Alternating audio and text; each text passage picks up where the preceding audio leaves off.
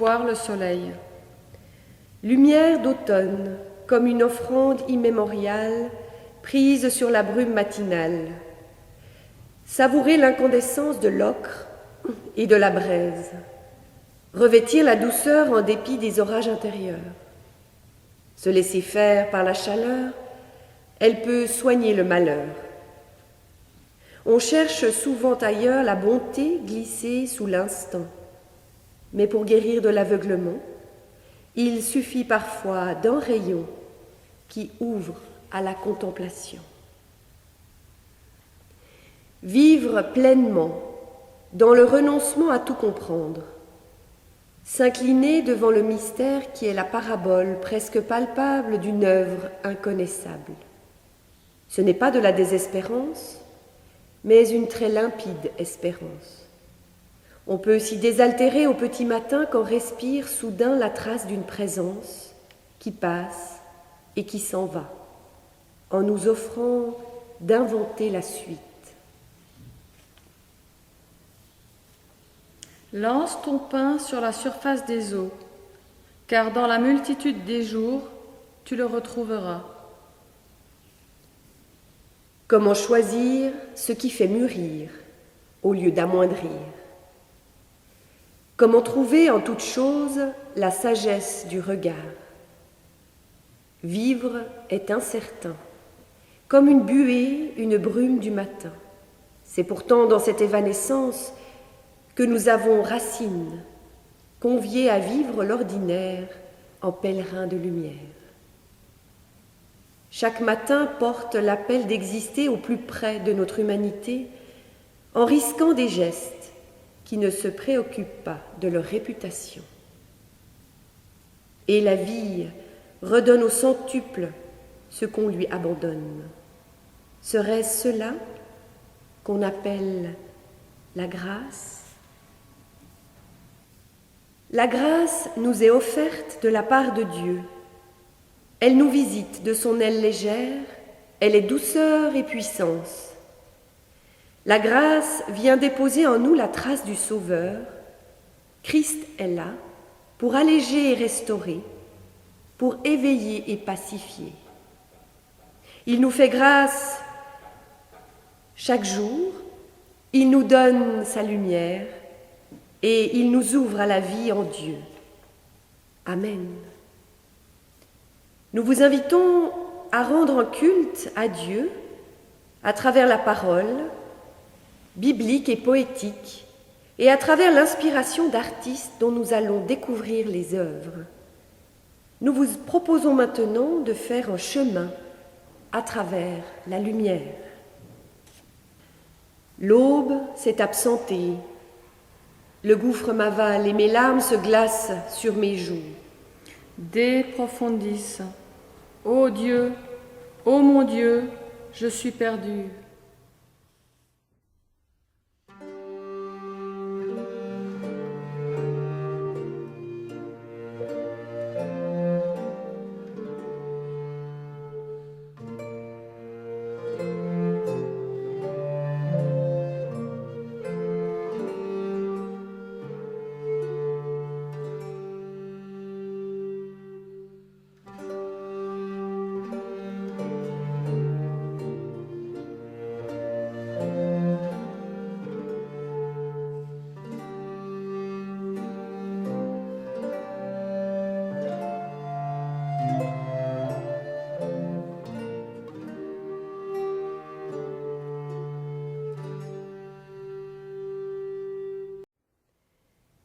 Je m'appelle Jacob et j'ai tout perdu.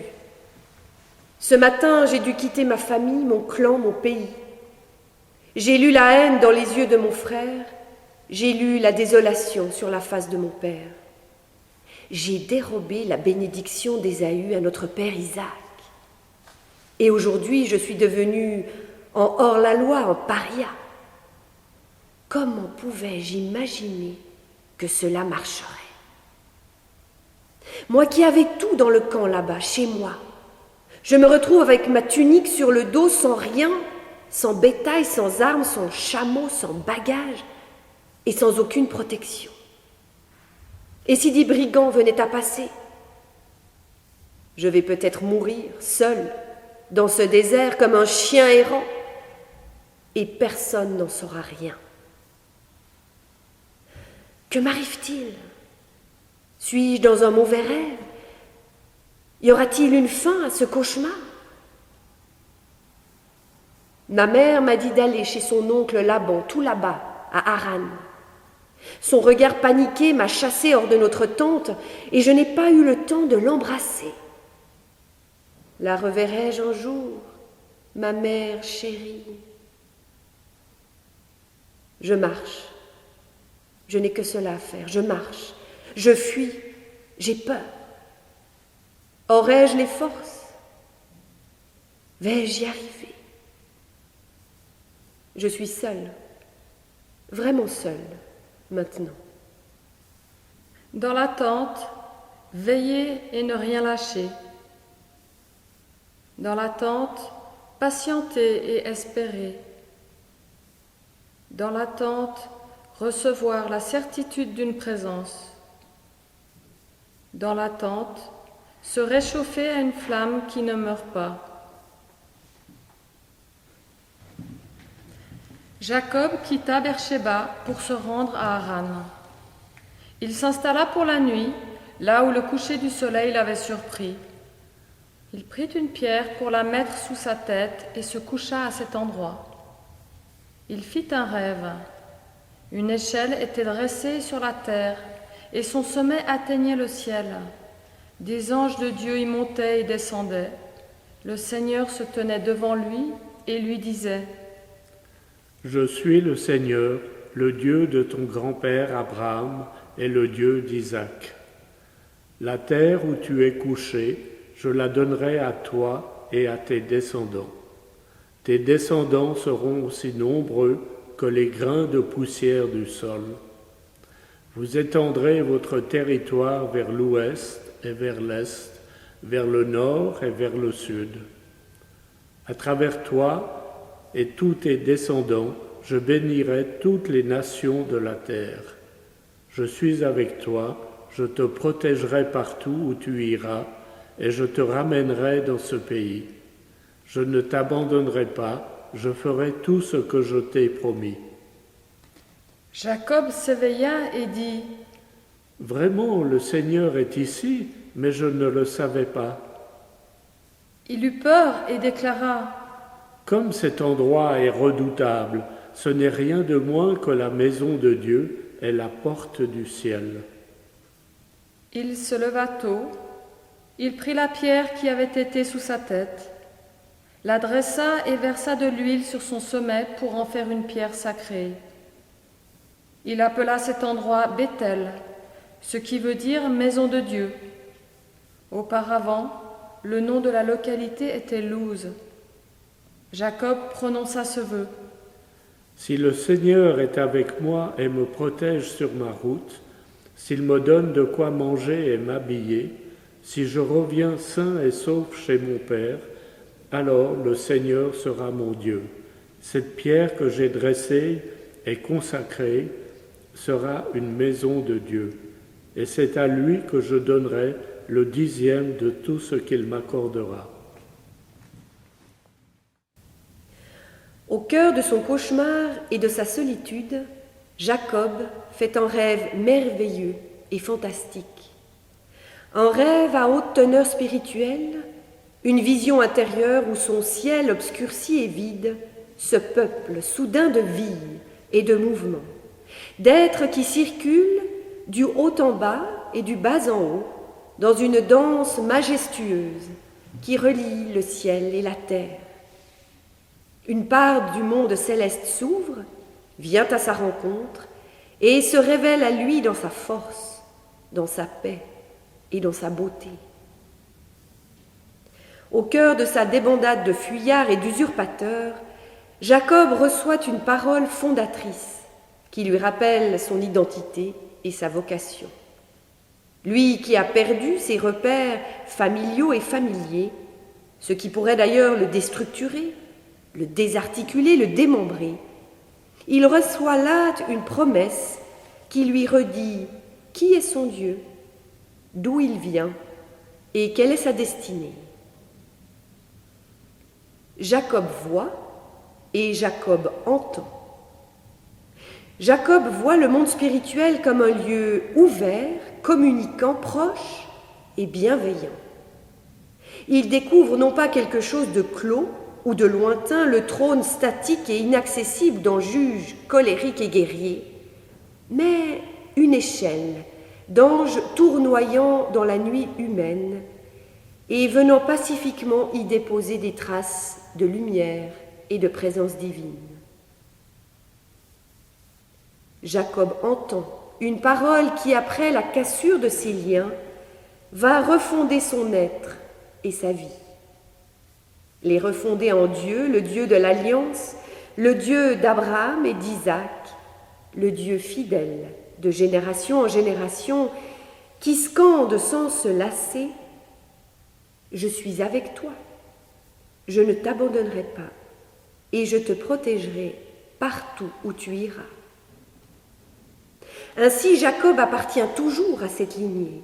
Il est toujours appelé à y tenir sa place, à y accomplir la promesse de tout son peuple, être bénédiction pour toutes les nations de la terre. Il s'est trompé, c'est vrai. Il a trompé les siens, c'est vrai. Mais tout n'est pas rompu. La promesse de Dieu se faufile au travers des ruptures et des dégâts commis à l'échelle humaine, pour que le fil de son alliance, lui, continue de se tisser et de réaliser sa volonté, une volonté bénissante, englobante. Comme Jacob, dès que l'on a tout perdu, il nous reste l'essentiel, notre lien originel à Dieu. Dès que l'on se retrouve dépouillé et nu, que ce soit moralement, physiquement, socialement ou humainement, il nous reste ce qui ne peut nous être ôté, notre dignité de fils, de fille de Dieu. Si étrange soit-elle, j'aime cette échelle céleste. N'est-elle pas un autre, un deuxième cordon ombilical qui nous relie à notre Dieu? Une corde spirituelle verticale qui nous ancre en haut, là-haut, dans notre source divine et nourricière. Si Dieu a des anges acrobates qui virevoltent à travers les airs, dessinent des arabesques, insufflent des mouvements de vie, Jacob, lui, colle à la terre et vit une pesanteur de pierre. La pierre du rêve devient pierre du rite. Et à tâtons, en redoutant ce qu'il a vécu, Jacob instaure un embryon de religion, une pierre consacrée, posée sur un lieu qu'il nomme Béthel, maison de Dieu. Des gestes, des mots humains qui tentent de traduire son expérience transcendante et de marquer symboliquement l'endroit de la révélation. Alors, si Dieu inaugure en liberté, l'humain, lui, érige pierre et bâtiment, règlement et rituel, sacralité et crainte du divin. Des barrières de plus en plus épaisses et rigides que Jésus n'aura de cesse de contester et de renverser pour laisser Dieu être Dieu. Si Dieu affirme et promet, restaure et envoie, Jacob, lui, tergiverse et met des conditions à sa participation. Si tu fais vraiment tout ce que tu as dit, Seigneur, alors que peut-être que moi, je vais te suivre. Besoin humain de preuve, de mise à l'épreuve pour entraîner l'adhésion. Le monde de Dieu est entier, véritable, sans ombre ni duplicité. Le monde de Dieu est lumière, alors que le monde humain et terrestre reste mélangé, contradictoire, tissé d'ombre et de lumière, d'hésitation et de doute. Ainsi va notre condition humaine. Nous ne sommes pas Dieu, mais lui nous rend capables de l'approcher, de l'appréhender, de le connaître et de le recevoir en nous. L'enjeu demeure vrai aujourd'hui encore face au Dieu qui se révèle à travers notre foi et nos traditions spirituelles. Allons-nous rendre compte d'une expérience qui nous dépasse infiniment et qui invite chacun et chacune à l'exploration et à la croissance spirituelle? Ou mettons-nous sous scellé une forme de Dieu que nous allons revendiquer et imposer à d'autres comme seul vrai et valable? Une vision forte s'imprime souvent en soi pour toute une vie. Et je le crois, tout au long de son parcours, Jacob sera accompagné par cette colonne bondissante et vivifiante qui a rempli le ciel de sa nuit, jusqu'à cette nuit des années plus tard au gué du Yabok, où il luttera avec l'ange et roulera avec lui dans la poussière avant d'aller au-devant de son frère Ésaü. Une parole peut infléchir le cours d'une vie, et Jacob peut se relever au matin avec la promesse de son Dieu. Elle sera sa force et son espérance pour aller au-devant de l'inconnu et d'une vie à inventer loin des siens. Parole du Seigneur Dieu, tu reviendras un jour chez toi.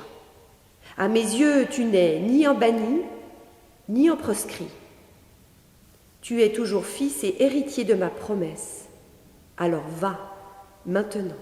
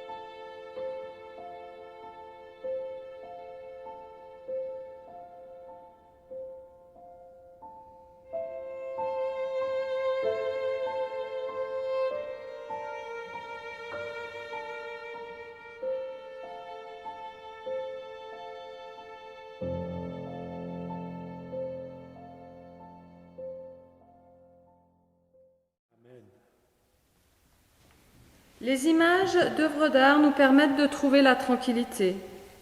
Il faut prendre le temps de les regarder et de voir ce qu'elles cherchent à nous dire. Oui, cela prend du temps de découvrir leur beauté et de méditer sur ce qu'elles signifient. Les images nous offrent une qualité méditative. En les regardant, nous nous posons des questions. Nous nous demandons quels détails comptent. Imaginons comment cela pourrait être telle ou telle personne représentée dans le tableau. En ce sens, elles nous aident pas seulement à réfléchir à la foi et à la lumière, mais elles nous permettent de vivre une expérience de foi et de lumière et de la recevoir dans nos cœurs, d'aller plus profond en nous-mêmes. Il est parfois difficile d'entrer dans ce mouvement. Il y a des barrières à surmonter. Si nous sommes honnêtes, nous craignons tous de ne pas pouvoir comprendre ces œuvres et nous pensons que l'art est quelque chose de difficile et d'hermétique. C'est parfois le cas, mais c'est aussi une porte que l'on peut passer pour accéder à plus de sens, plus de richesse et de beauté. Entrons dans un temps de méditation.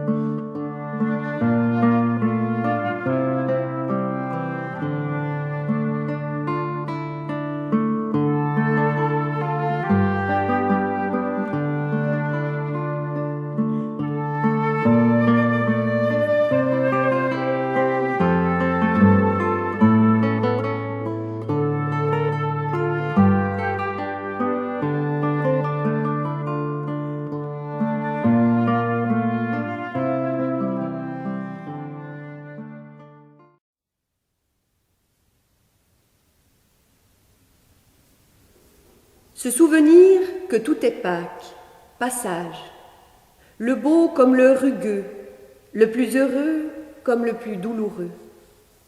Il n'y a pas de vie préservée. On rêve de pureté, de faire l'unité, on reste pourtant mélangé.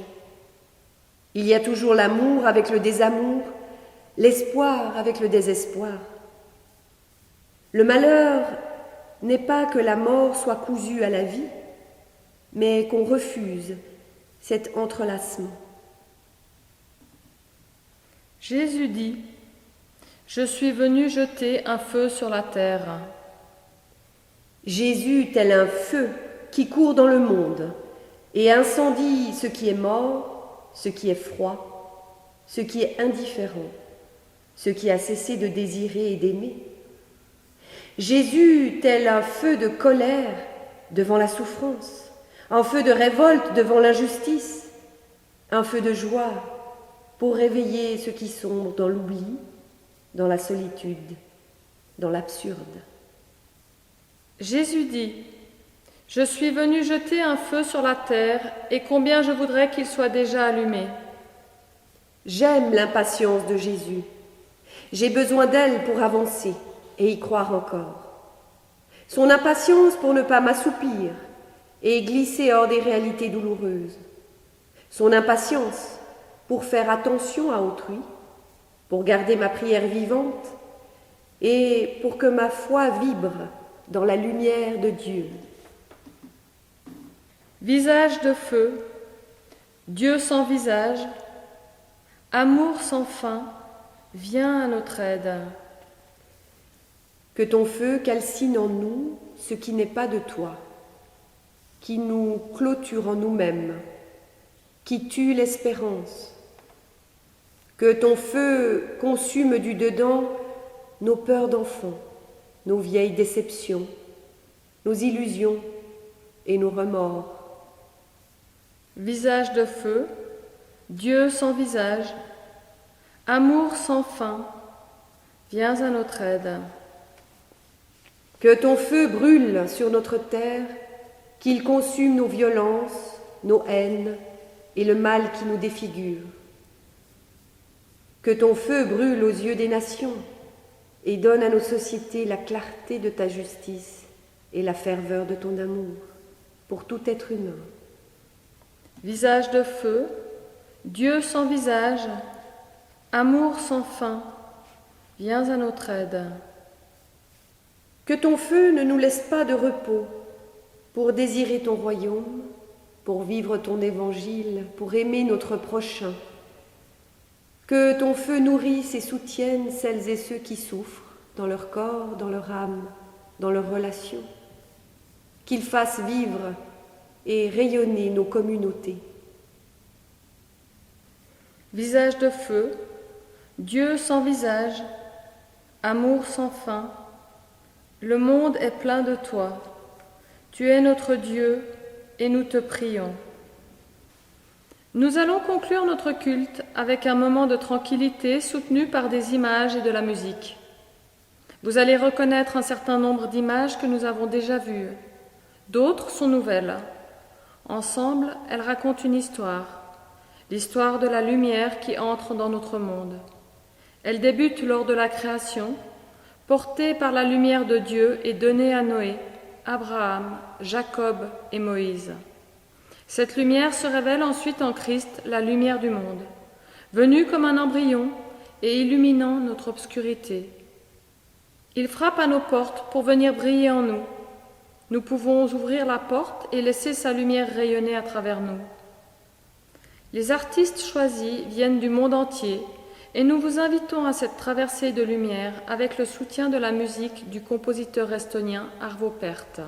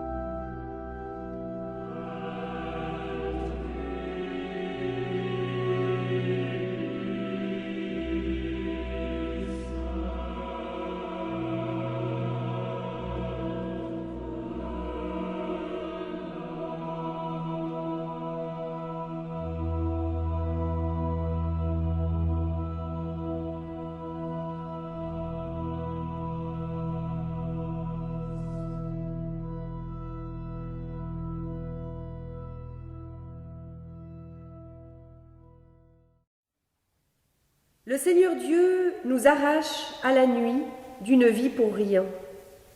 Il nous offre un lendemain à habiter, à espérer. Nous pouvons nous ouvrir en confiance à son pardon et à sa vie. Il va nous offrir des gestes féconds, sa présence à nos côtés chaque jour et sa lumière de vie à partager. Amen. Ce culte a été célébré à la paroisse protestante de Bernay-Confignon à Genève en Suisse le 3 novembre 2013.